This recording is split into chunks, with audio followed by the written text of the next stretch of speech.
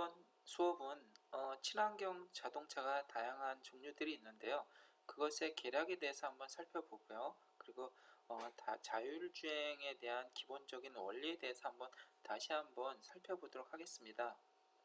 우선은 우리가 내연기관의 자동차라는 것은 엔진 베이스에 변속기가 있고 샤프트가 있고, 그리고 샤프트에서 에너지가 전달돼서 구동축으로 전달이 되죠. 그런데 지금 우리가 첫 번째로 살펴볼 친환경 자동차의 종류 중에 하나인 하이브리드 일렉트릭 베이클이라는 것은요, 우선 시스템적으로 잠깐 보면요, 엔진은 아직 존속합니다. 엔진은 동작하고 있고요. 그런데 모터가 하나 추가가 됩니다.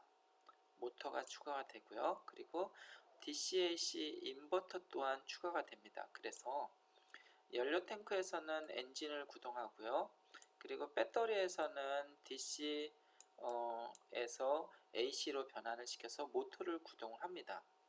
그리고 각각의 모터 혹은 엔진을 통해서 변속기에 의해서 각각의 바퀴를 구동하는 하이브리드 형태가 되는데요.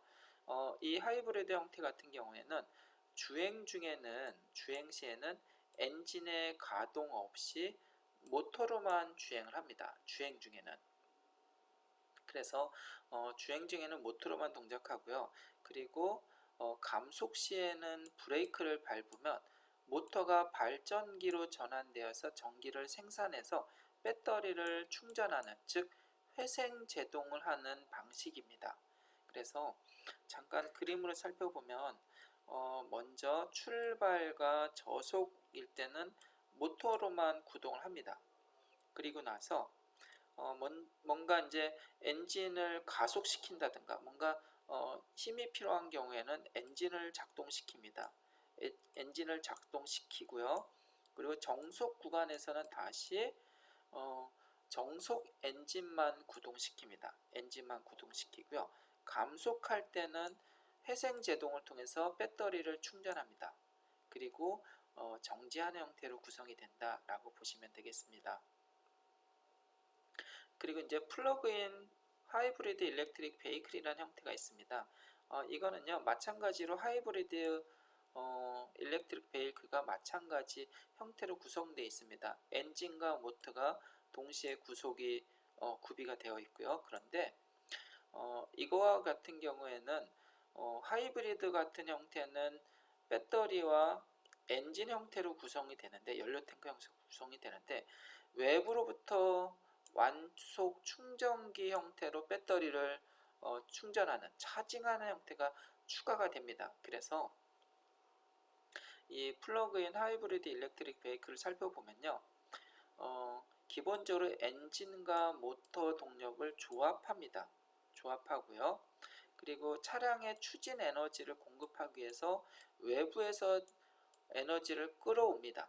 그래서 하이브리드 차라고 생각하면 되고요.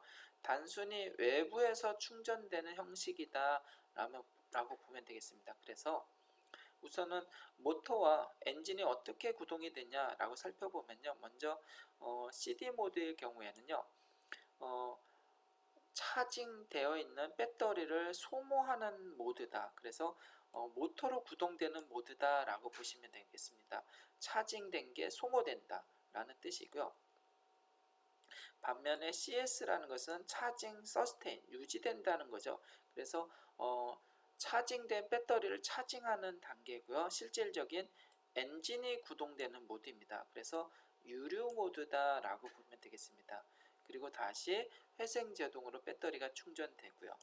혹은 아니면 외부로부터 에너지를 충전받을 수도 있게 구성이 되었습니다. 이것을 PHEV, 그 플러그인 하이브리드 일렉트릭 베이클이다 라고 보시면 되겠습니다.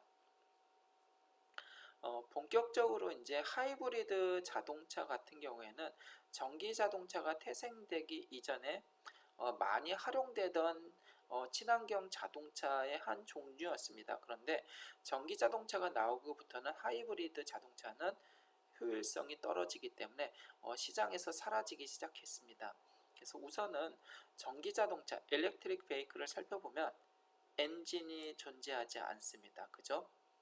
엔진이 없고요. 오로지 모터를 통해서 감속기를 통해서 실질적으로 휠로 에너지가 전달되는 형태입니다.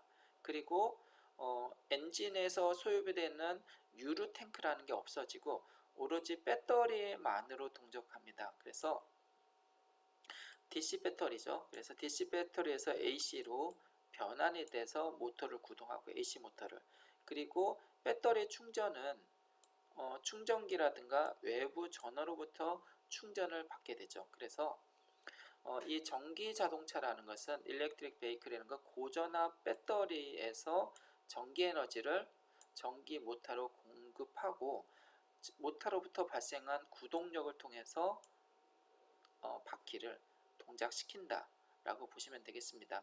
그렇기 때문에 내연기관 대비 전문가들은 전기차의 부품수를 40% 정도 줄였다라고 보시면 되겠습니다. 그래서 부품수의 감소는 결국은 신뢰성이 증가하고, 신뢰성이 증가한다는 것은 유지비가 감소된다라고 보시면 되겠습니다. 그래서 일반적으로 현재는 완속 충전일 때 한 4시간 정도 거는데 현재는 더 시간이 짧아졌죠. 급속 충전일 때도 마찬가지 시간이 더 짧아졌다라고 보시면 되겠습니다. 그래서 일렉트리크 베이커의 특징은 엔진이 없다. 엔진이 없어서 모든 부품수가 기존의 내연기관에 비해서 40% 절감된다 라고 보시면 되겠습니다. 그리고 이제 또 한 가지 우리가 관심 가져야 될 것은요, 푸어셀, 즉 수소 전지 전기 자동차입니다. 그래서 모터가 있거든요. 모터. 이 모터에 에너지를 공급하는 연료전지가 있습니다. 수소 연료전지죠. 네, 수소 연료전지를 충전하는 것은 수소 탱크에 있는 수소 탱크로부터 수소를 공급받아서 연료전지가 차징이 됩니다.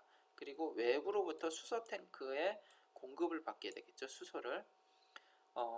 이러한 단순하지만 배터리의 사이즈가 전기자동차에 비해서 훨씬 작아진다 라는 특징이 있죠. 그래서 우선 개념적으로 살펴보면 수소가 연료전지에 공급하면 전자와 수소 이온으로 분리가 됩니다. 그때 전자들은 회로에 전달돼서 연료전지를 충전하고요. 연료전지에서 나온 전기를 통해서 모터를 구동시킨다 라고 보시면 되겠습니다. 그리고 여기서 발생하는 물은 배출하면 되겠죠. 그래서 현재 수소 탱크는요, 충전소에서 충전한 수소를 고압으로 저장합니다. 고압으로 저장을 하고요. 그렇기 때문에 현대자동차에서 지금 수소 전기 자동차가 많이 공급되고 있죠. 그래서 현재 여러분 트렌드를 보면 친환경 자동차에는 전기 자동차와 수소 전지 자동차가 대세를 이루고 있다라고 보시면 되겠습니다. 다음으로는 우리가 많이 학습했던 내용 중에 하나인데요. 자율주행에서 가장 많이 언급되는 게 슬램이라는 기술입니다. 슬램이라는 것은 시뮬터너스 로컬라이제이션 앤 매핑, 동시적으로 위치를 추정하고 동시에 지도를 그리는 것을 슬램이라는 알고리즘이 있습니다. 그래서 슬램이라는 것은 굉장히 많이 사용되는 건데요.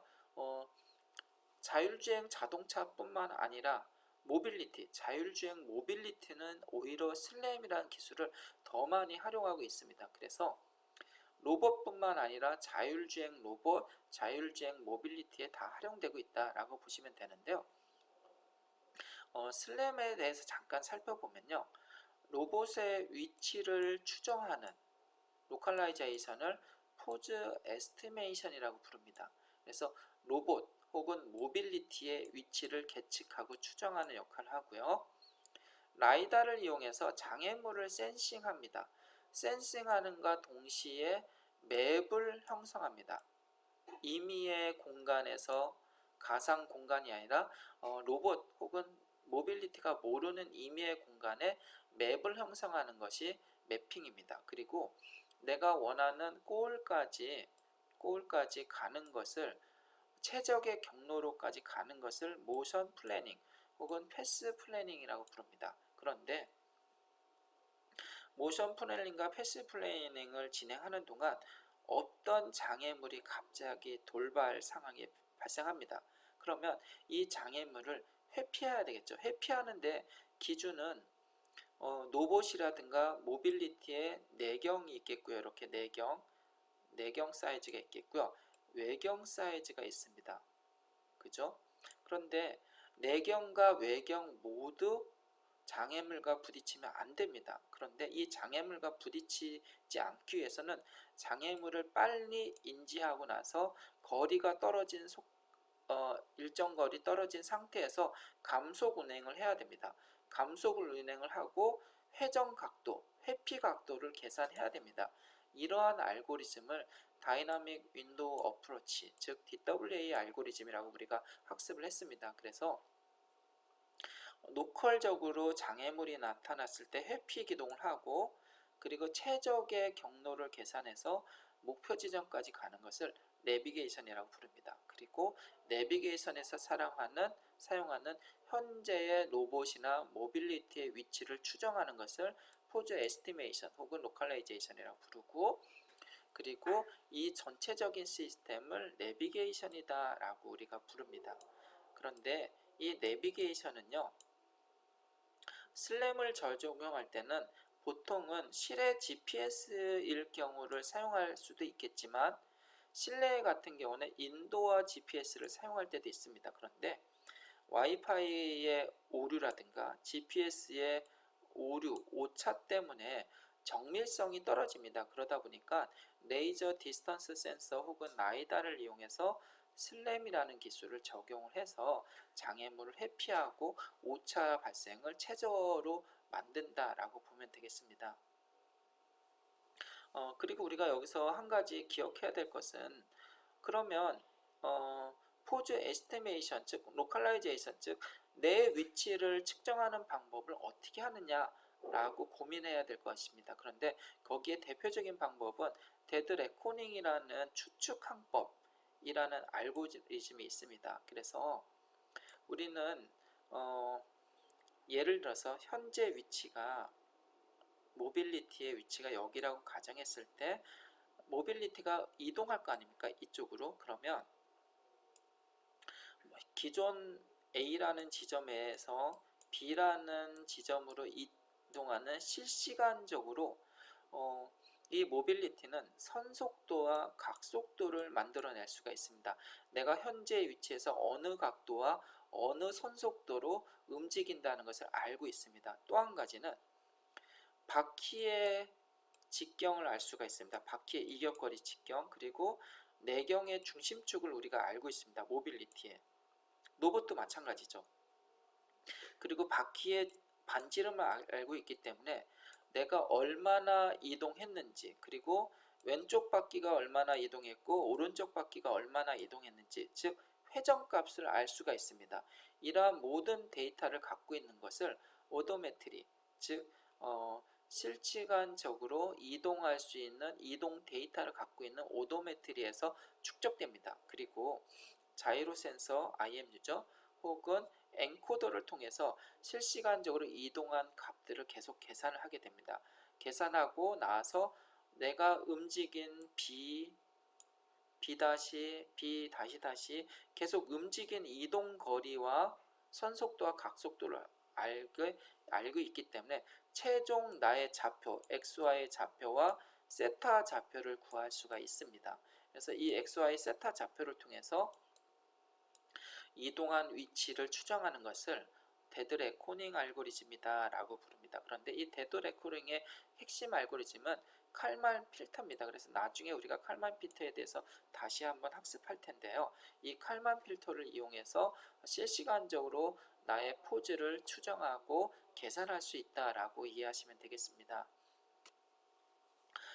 다음으로는 우리가 살펴볼 건, 그러면 자율주행 기술의 레벨은 어떻게 정의하느냐 라고 우리가 고민할 필요가 있겠습니다. 그래서 이것은요, 미국의 자동차 공학회 SAE에서 정의를 했습니다. 자율주행 자동차는요, 단순한 하나의 기술이 아니고 매우 복잡한 기술 시스템입니다. 그리고 거기에는요, 많은 종류의 서브 시스템을 구성하고 있는데 가장 서브 시스템에서 메이저 부품으로 컴포넌트로는 알고리즘이 있습니다. 알고리즘은 어떤 알고리즘이냐? 센싱하는 장애물을 센싱하는 알고리즘, 인지하는 퍼셉션 인지하는 알고리즘, 그리고 어떠한 것을 판단하고 결정하는 디시전 알고리즘이 포함됩니다. 그것이 첫 번째 컴포넌트고요. 두 번째는 클라이언트 서비스가 두 번째 컴포넌트입니다. 여기에는 오퍼레이팅 시스템이 존재하고요. 그리고 하드웨어 플랫폼이 존재합니다. 자율주행 자동차의 하드웨어 플랫폼을 의미할 수도 있고요. 자율주행 자동차의 오퍼레이팅 시스템을 의미할 수도 있습니다. 혹은 모빌리티, 로봇, 드론, 사람이 운전하지 않는 자동으로 운전하는 모든 시스템의 클라이언트 시스템을 의미합니다. 그래서 오퍼레이팅 시스템과 하드웨어 플랫폼이 여기에 두 번째 메이저 컴포넌트로 구성되고요. 세 번째는요, 클라우드 플랫폼입니다. 여기에는 고정밀도 맵을 의미하고요. 딥러닝 모델링 데이터가 의미합니다. 그리고 데이터 저장 공간과 시뮬레이션을 포함한 클라우드 플랫폼을 자율주행의 세 가지 메이저 컴포넌트로 정의를 했습니다. 왜냐? 클라우드 시스템과 연결을 해서 현재 교통 상황도 판단해야 되고요.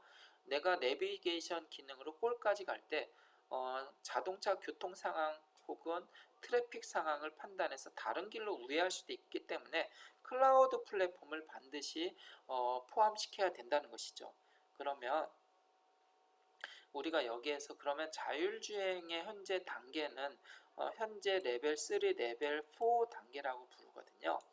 그러면 1단계부터 한번 살펴보겠습니다. 그런데 레벨 0부터 레벨 5까지 살펴볼 때 주안점은요, 자동차, 모빌리티를 제어하는 주체가 누구냐, 그리고 주행에 대한 책임은 누가 지느냐라는 관점에서 살펴볼 필요성이 있겠습니다.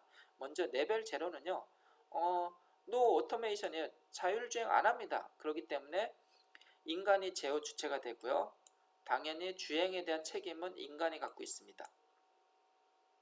그리고 운전자가 항상 운전하죠. 그런 특징을 갖고 있고, 레벨 1은요, 어시스턴트, 즉 에이다스처럼 운전자 보조 시스템이 가미가 됩니다. 그래서 제어 주체는 인간이 되고요. 그리고 보조 장치로 차선이 디텍팅 됐습니다. 벗어났습니다. 뭔가 보조 장치가 추가가 됩니다. 그래서 어떤 에이다스가 추가가 됩니다. 시스템이. 그래서 제어 주체는 인간과 시스템이 되고 주행은 책임은 당연히 인간이 되겠죠. 그리고 여기에는 차간 거리라든가 조향 등을 보조 시스템으로 추가할 수도 있습니다. 그리고 레벨 2 같은 경우는요, 파티션 오토메이션입니다. 당연히 제어 주체는 인간이 되고 주행 책임도 인간이 됩니다. 그리고 여기에 부분적인 자동화 시스템이 들어갑니다. 그래서 주차할 때 자동으로 주차해주는 시스템이라든가 그런 특정 조건일 때 시스템이 가미가 됩니다. 그리고 크루즈 컨트롤 있죠. 일정한 속도로 내가 가속 페달과 브레이크를 밟지 않아도 100km면 100km 일정한 속도로 주행하는 부분, 그것도 크루즈 컨트롤도 하나의 파티션 오토메이션 기능 중에 하나다라고 보시면 되겠습니다. 그리고 레벨 3 같은 경우는 조건부 자율주행입니다. 그래서 이때부터 제어 주체는 인간이 아니라 시스템이 됩니다. 그래서 우리가 테슬라의 자율주행의 레벨 3, 4 정도 되는데요.